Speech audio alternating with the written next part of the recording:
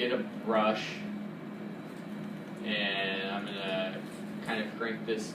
That's a little much. So I'm just gonna do something really small, and maybe 30%, and I'm just going to scribble a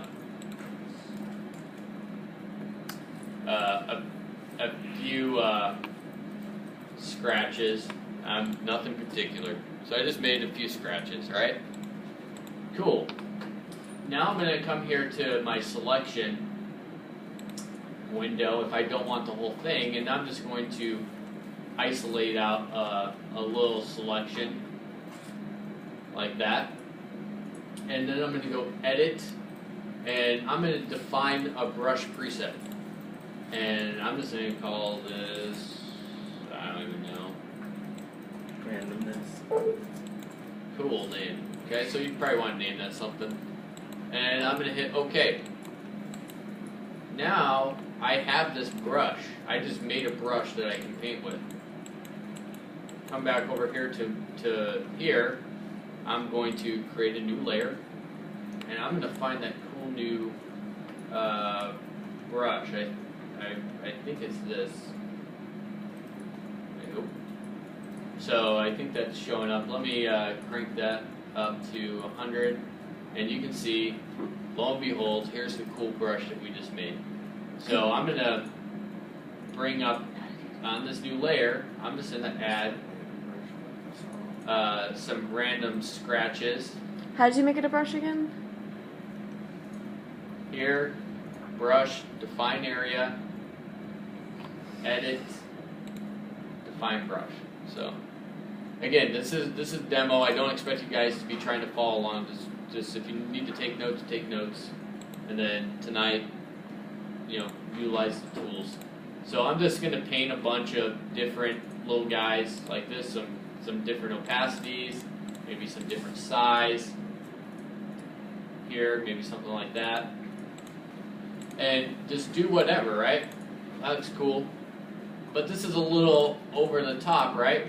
So then I'm just going to come over here and add a mask, and then I'm going to start taking away with the same brush. I'm just going to start scraping over a little bit of this to add a little bit more randomness. Okay, so you can see I've masked out a little bit more. Maybe I'm going to run this as a multiply. Kind of just tone this down just a little bit. See something you see? Maybe I'll take this. Say I have a layer that I want to use again. If you hold Alt, if you hold the Alt button and drag up, you can see your mouse icon doubles. There's a black and a white one. I'm going to pull it up and I get another duplicate layer. I'm going to hit V, and I can just turn this layer and get more scratches that I have. I'm just going to rotate these. Okay? And maybe I'm going to hit Control-I and give myself some light scratches. Now, nothing showed up, right? Well, you multiply white, white doesn't do anything.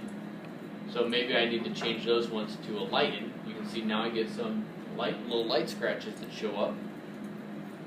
Start getting these to interact in a cool way. So all of a sudden, just by having just a few layers, all of a sudden I just started with some general stuff. I haven't really painted anything yet, right? And all of a sudden I'm starting to get something looking pretty decent to metal. With these scratches, I could come in here and kind of sharpen them up a little bit. Sharpen them up just a tad. Again, if I want them a little bit darker, I can add those a little bit darker. Okay. I just want to be those something. I really want it to be pretty subtle. Okay, so maybe it's just something like that.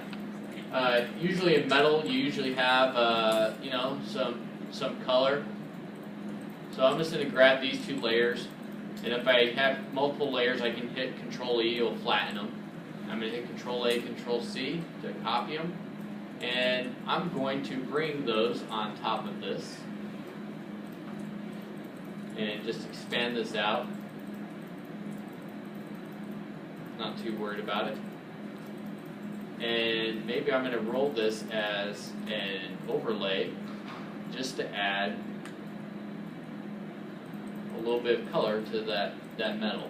I'd obviously have a little bit better color map, but just that little bit of colorization that would be more in the specular map, so it really feels like there's some type of reflectivity, but just very subtle and diffuse.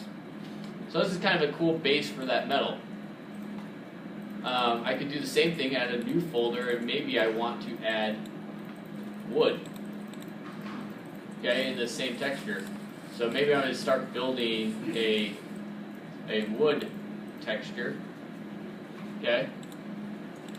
Get some hard wood, some legit wood here.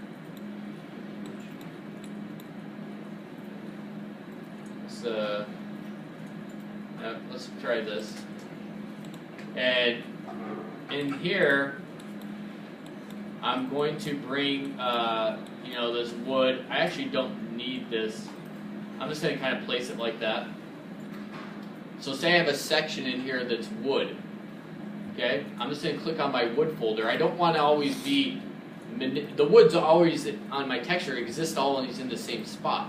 So instead of trying to mask out each individual layer, I'm just going to create a mask that goes on that folder or group, and everything that's under that group is only going to show there. Okay, so if I bring up I'm going to bring up the grid, just control hyphen, okay, and I think I'm going to change my grid under preferences.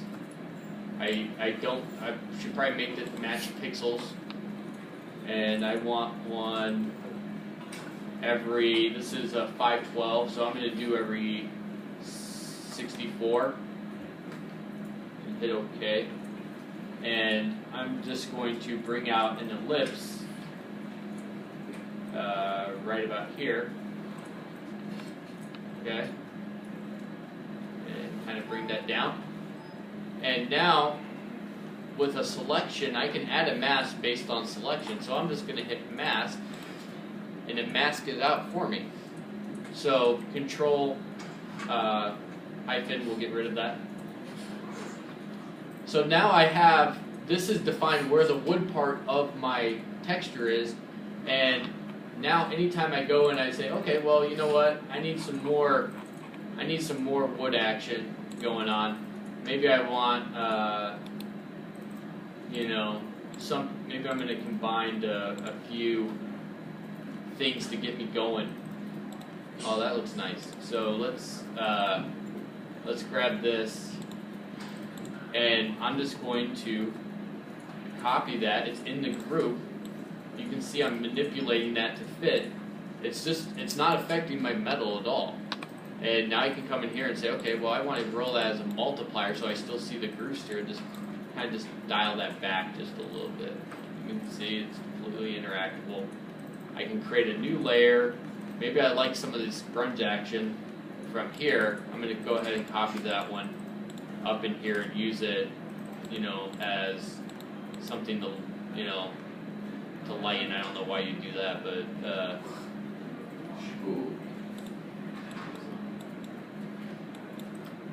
maybe it's just a little bit of grunge right there.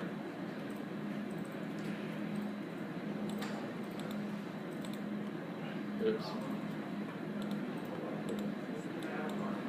And let's rotate that one. So now I've added a little bit of grunge that's very subtle just within this confined space. Okay. So again, some of these scratches, in my opinion, they're more extreme than what I would make. I would dial these back. I just want you to be able to see them. And I got it okay to finish that rotation.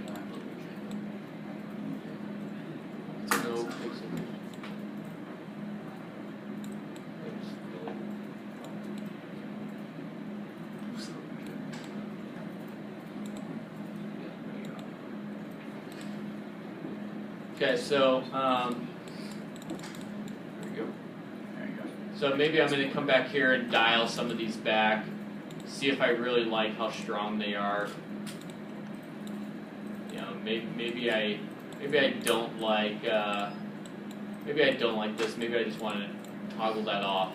Okay, so I have all that flexibility, but I can grab any one of these, and now I've broken up. Like, so I usually, in what I do with my folders and what I'm doing in the diffuse is I use the folders to separate material type. So if part of my asset is metal and part of it's fabric, I'm going to work a fabric part of my texture and a metal part of my texture. If the whole thing's concrete, right, if that's all it is, well, I might not find it such a use for that. But when there's definitely distinct material types within one texture set or one texture space, I would break it up this way, so that way you're not stepping on yourself. You're not accidentally doing something you just want to do to the wood, to the metal, etc., right? So it's just a pretty cool way to be able to organize your file. I know that everything in here is wood. If I want to see what this looks like without the wood, hide it. There you go. This is what it looks like, right?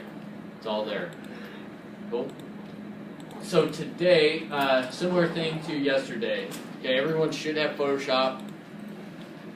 Play around with the brushes. I showed you how to create a brush.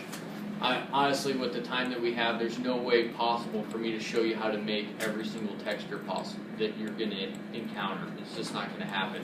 I can show you the workflow, the theory, kind of like the overarching theory that I use when I approach things, and the tools to try to make your life easy.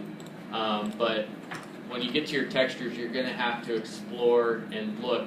If you're, look at examples on how to make things. You can find loads and loads of tutorials online that are free on, hey, well, where do I get started to make glass, or where do I need to start to make a carpet, whatever you're trying to make. But I'll just show you the workflow that we use, and hopefully that's helpful. And then once everyone's making them, you're going to have to kind of get at it. Okay. Any questions? So I have some fun, listen to some awesome music. This Paint some pretty pictures. The Simon Green Mondays called. Yeah, it's not hard. It's not hard. What is that? We'll get there when we get there. We're not starting until Friday.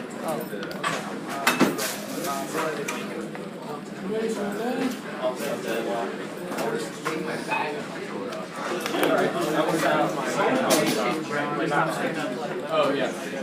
What do you mean? It's a bar. It's a bar? Yeah, Bourbon House there.